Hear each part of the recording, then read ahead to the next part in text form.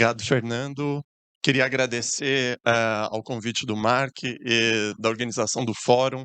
Um prazer estar aqui representando o Centro Internacional da Longevidade e falar de um tema que, para mim, é muito caro e vai muito ao encontro do que o Fernando falou, para a gente pensar em prevenir as condições crônicas, como a gente pode envelhecer melhor com saúde, o que a gente está fazendo bem e como a gente pode pensar de maneira coletiva para o envelhecimento melhor da população. Para onde eu aponto? Esse foi. Então, como que a gente pode pensar? Então, primeira introdução sobre a questão do envelhecimento populacional e as condições crônicas de saúde, né? Então, a primeira coisa é um desafio. A gente vê a cada censo que passa o desafio que se dá pelo aumento da, né, a gente celebra o aumento dos anos que a população está ganhando, cada censo, populações envelhecendo mais, expectativa de vida aumentando, mas vem também um desafio, na verdade, diversos desafios, não só de saúde, mas de saúde, de transporte, de moradia, de meio ambiente, para a gente pensar em políticas públicas que vão lidar com essa população que está cada vez mais envelhecendo. E aí, ao mesmo tempo que a gente fala em desafio, é também uma oportunidade. A gente está vivenciando uma coisa que a gente chama de revolução da longevidade. Países mais ricos que o nosso, ou que se desenvolveram antes do que o nosso, por exemplo, a França ou a Inglaterra, demoraram 100 anos, mais ou menos, para dobrar a população de idosos. A gente está fazendo isso em 20 anos. Então, também é uma oportunidade, seja de negócios, oportunidade para a saúde, oportunidade para políticas públicas, para a gente pensar políticas voltadas para o século XXI que vão se aliar a esse desafio populacional. E tudo ligado também com a revolução da longevidade, que é o que a gente está vivenciando hoje. Pessoas vivendo mais e não basta só adicionar anos à vida. O que a gente quer também, e alinhando essa questão da prevenção e promoção da saúde, que as pessoas vivam melhor. Então não basta que essa expectativa de vida aumente, a gente quer que as pessoas vivam com independência, com autonomia e com qualidade de vida, tá? Então, é isso que eu falei. A gente está envelhecendo em décadas o que os outros países levaram um século para vivenciar, e a gente tem que fazer essa lição de casa aí para ontem, medidas urgentes para pensar no envelhecimento populacional. Como o Fernando falou, vivemos num país extremamente desigual. Envelhecer, a gente tem que entender que envelhecer deveria ser um direito de todos. Envelhecer com qualidade deveria ser um direito de toda a população. Mas, infelizmente, ainda é um privilégio. A gente vive em cidades, ou dependendo do local onde a gente vive, em que se você caminhar poucos quilômetros, e aqui na cidade de São Paulo essa é uma realidade, esse é um bairro com uma expectativa de vida próxima de países como Suécia ou outros países, mas se a gente caminhar poucos quilômetros, a gente vai encontrar outras expectativas de vida. Eu trouxe esse gráfico, que é da Rede Nossa São Paulo, que fala um pouquinho da média de idade ao morrer, mostrando essa diferença entre bairros centrais e bairros periféricos. E isso está muito ligado com todos os determinantes sociais que a gente conhece, como cor da pele, renda, onde a pessoa mora, e também ligado com orientação sexual, com identidade de gênero, com todas as possibilidades de envelhecer. Então, o envelhecimento ele é desigual. E quando a gente vai ver dados do Vigitel, outros dados, até a prevalência de atividade física ou não, no sedentarismo, de cigarro, outro consumo de outras substâncias, também está marcado por essas condições desiguais. E aí, gosto também de entender, dentro da questão do envelhecimento, o conceito de vulnerabilidade. Vulnerabilidade a gente entende com quem estudou o advento do HIV lá na década de 80, 90, entender que vulnerabilidade é muito mais do que uma questão individual, né? Que seriam os aspectos biológicos, comportamentais, afetivos de uma pessoa ligando ela a uma maior ou menor vulnerabilidade. E a gente viu isso no que a Glenda trouxe sobre obesidade, falamos com o que a doutora Margarete falou das questões pulmonares, é muito mais do que uma escolha individual da pessoa. Isso para tudo. Envolve questão social, que seria interferência do contexto socioeconômico e cultural, e também a vulnerabilidade programática.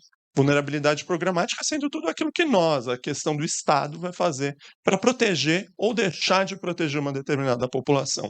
E o conceito de vulnerabilidade, que ele é estudado e começa a ser estudado para entender o fenômeno do HIV, ele é usado também para entender as possibilidades de envelhecer no Brasil.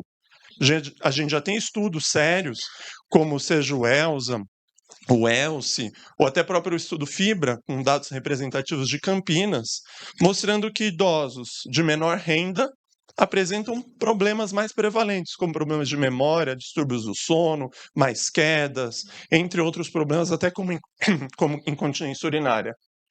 E aí, falar das condições crônicas, né? Então, a gente já falou, então até vou passar um pouquinho mais rápido para não chover no molhado, da questão da mortalidade pelas doenças crônicas ou condições crônicas, exacerbado por pobreza, pior qualidade de vida. Tem um dado que fala da quantidade de pessoas com incapacidade para as atividades de vida diária no Brasil. Aproximadamente 40% das pessoas idosas que têm incapacidade, perda de independência, são analfabetas. Enquanto que dessa proporção das pessoas que têm incapacidade, só 10% têm ensino superior. Então, mostrando que escolaridade, renda, outros marcadores também estão relacionados com todas essas questões. E o envelhecimento não acontece só nos consultórios da UBS, acontece em todos os lugares onde a gente vive, onde a gente trabalha, onde a gente ama, não é só no nosso consultório. Então, de novo, políticas intersetoriais pensando para a longevidade, que já foi dito aqui, são fundamentais. Trabalho, educação, moradia, transporte, direito à cidade, tudo isso para construir uma cidade, um país, um local onde pessoas possam ter o direito de envelhecer. O que eu posso falar de avanços? Que a gente tem marcos como políticas que devem ser valorizadas. Primeiro é o SUS, né? A ideia da gente pensar no SUS como um marco civilizatório, mostrando até o papel do SUS na pandemia e na proteção de pessoas idosas que poderiam ter morrido muito mais se não existisse. Então, o SUS é um marco civilizatório como uma política que deve ser reforçada para que as pessoas possam envelhecer. E cabe a gente também discutir sobre o seu financiamento. Ano após ano, a gente discute que há um subfinanciamento, há um desfinanciamento, em muitos casos, para o SUS, em que a gente fazer essas políticas que vão precisar para a gente atingir essas metas, a gente precisa também de dinheiro. Há também questões que a gente tem que falar que são avanços, seja a política de saúde da pessoa idosa, que pode ser revista, a gente implementar questões atuais, política de cuidados, que está sendo discutida no Congresso Nacional também, como cuidar, pensar nos cuidadores, pensar numa política de cuidado, até como sendo um trabalho invisível que muitas pessoas fazem, reforçar o potencial aí do 20 anos do Estatuto da Pessoa Idosa, fortalecimento da atenção básica e um aspecto legal que também pode ser aliado para a gente pensar em políticas de prevenção, promoção, monitoramento, da gerontotecnologia. Gerontotecnologia nada mais é do que eu juntar gerontologia, ciência que estuda o envelhecimento, com tecnologia, seja para o desenvolvimento de aplicativos, dispositivos, telemonitoramento ou soluções que vão ser pensadas aí com inteligência artificial para ajudar a vida da pessoa idosa. Então, também temos desafios. Além de inovações, desafios.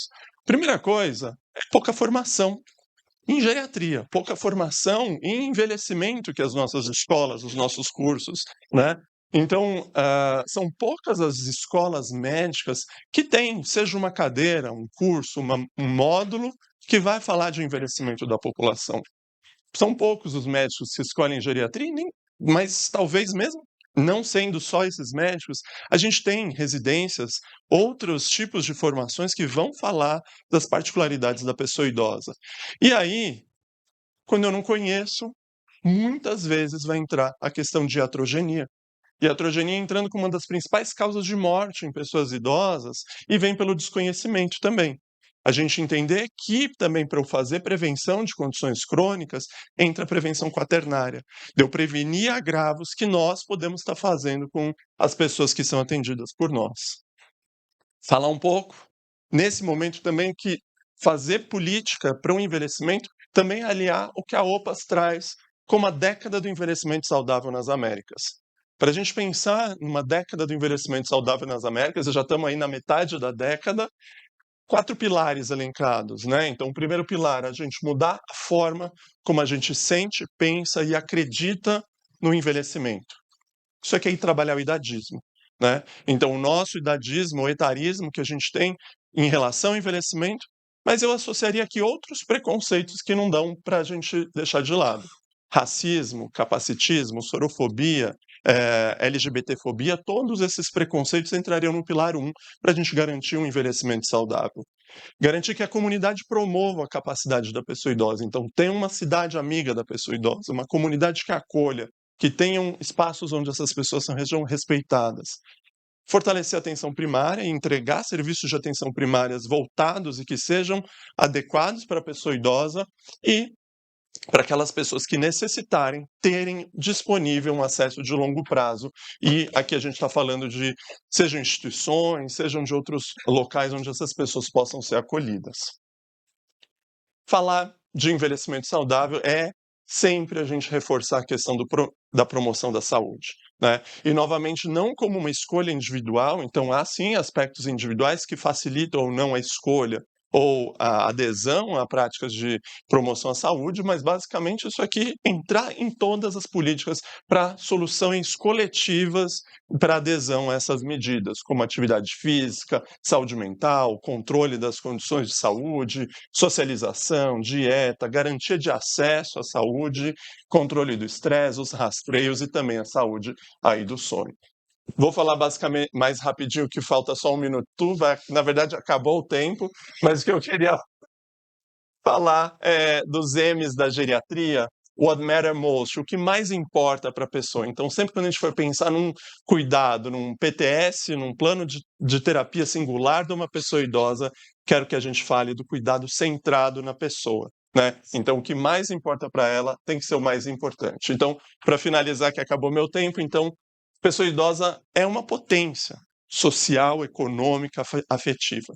Não existe envelhecimento se a gente não combater o idadismo para efetivação de políticas públicas.